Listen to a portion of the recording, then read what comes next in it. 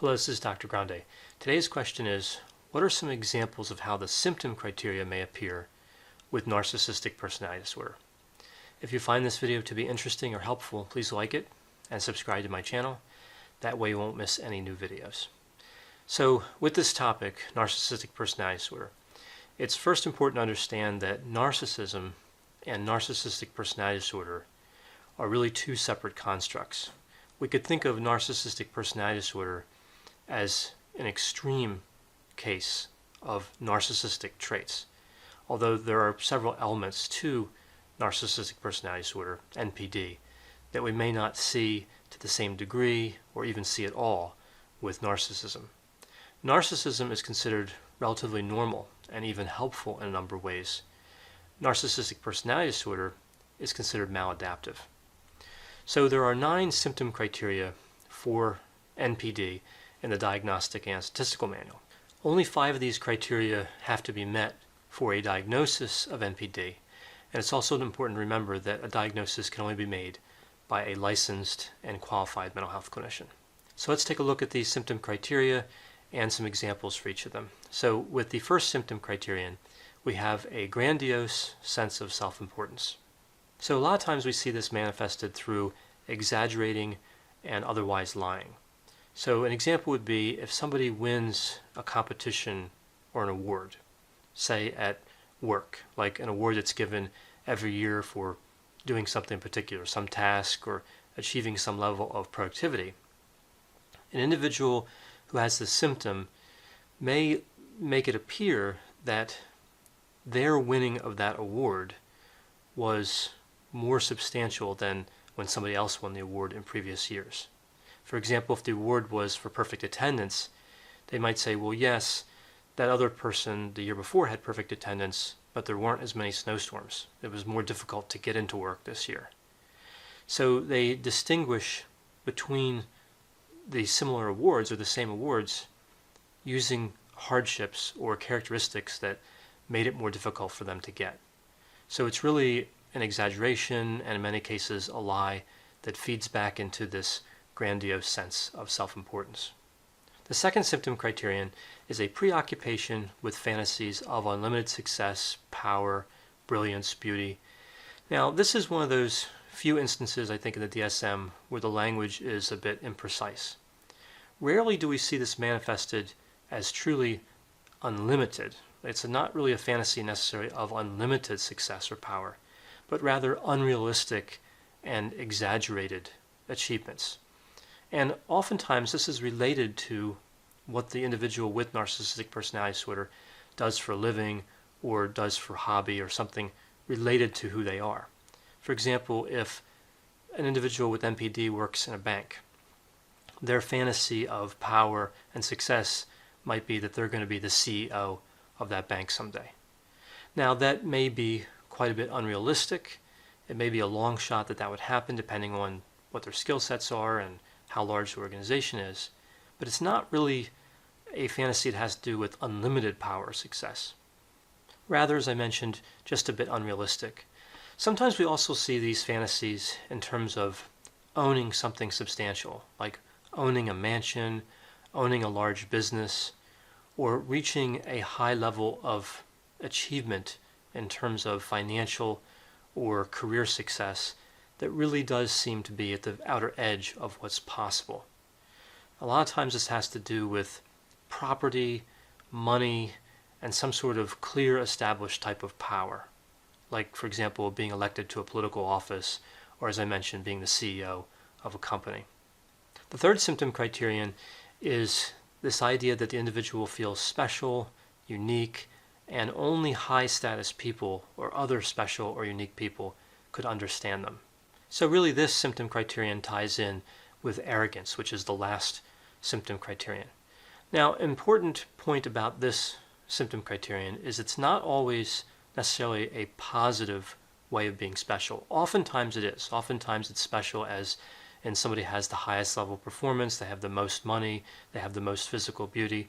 But sometimes it's more of a wounded hero effect, where they're special because they have some sort of emotional struggle or emotional damage, and only certain people can relate to that damage. So this sometimes really manifests more in a way of looking for attention, for being sensitive or emotionally special, not always, as I mentioned, in a positive way. The fourth symptom criterion is a need for excessive admiration. Now sometimes this is more of an internal symptom criterion where somebody is offended when other people don't recognize something that they've done or don't greet them in a certain way. In terms of what can be seen, what can be observed, a lot of times we think of this as fishing for compliments. And this isn't always an obvious behavior. For example, if somebody has a new watch and they want to show off how great the watch is, how expensive it is, how hard it is to obtain, they might start a conversation by noticing your watch. They might say, "Hey, where'd you get that watch? That looks like a nice watch." And then you might give an answer, and then somehow it turns into a conversation about their new watch.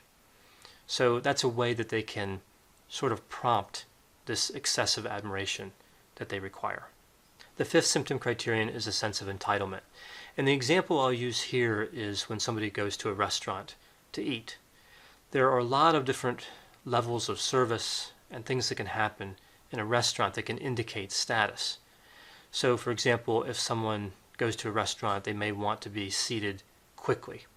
They may want a better table. They may want food that's not on the menu, that's specially prepared. Also, they could require a discount. They might not want to pay the same as everyone else pays. So really, it's this sense that all those things would happen, like in this example of the restaurant, that they should happen, that they have a status where they deserve that, and there can be a reaction, an anger reaction, or some other negative mood state if that sense of entitlement isn't satisfied by the people that work at the restaurant. The next symptom criterion is that the individual exploits other people. We usually think of this as manipulation. And this comes in a lot of different forms.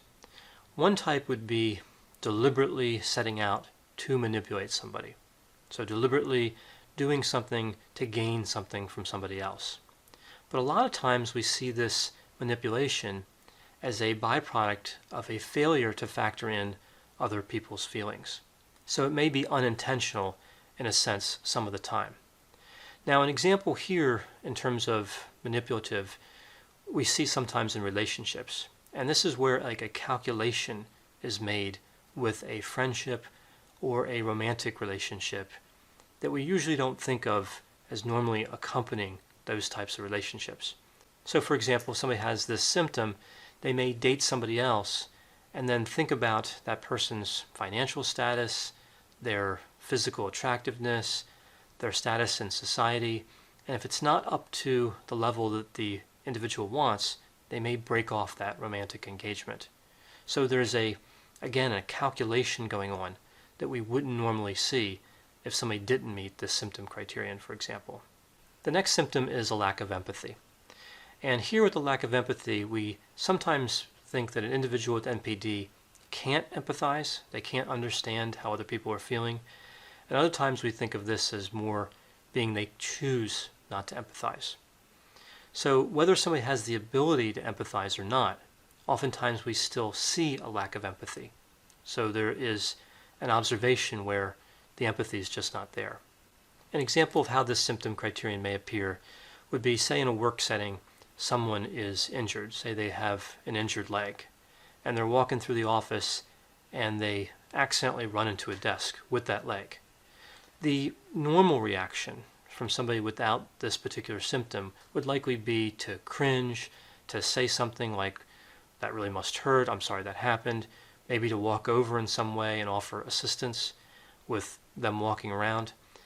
Usually if we see this symptom manifested in a pronounced way, there won't be much of a reaction to something like that. Or the reaction may seem forced or faked, like perfunctory. So that natural reflex to react to somebody else when they're in pain isn't there, or it isn't acted upon, sometimes with NPD. The eighth symptom criterion is that somebody's envious of other people and they believe that other people are envious of them. And I've seen this manifest in a number of different ways. Now sometimes if somebody has property or a certain ability, they compare that property or ability to something that somebody else has.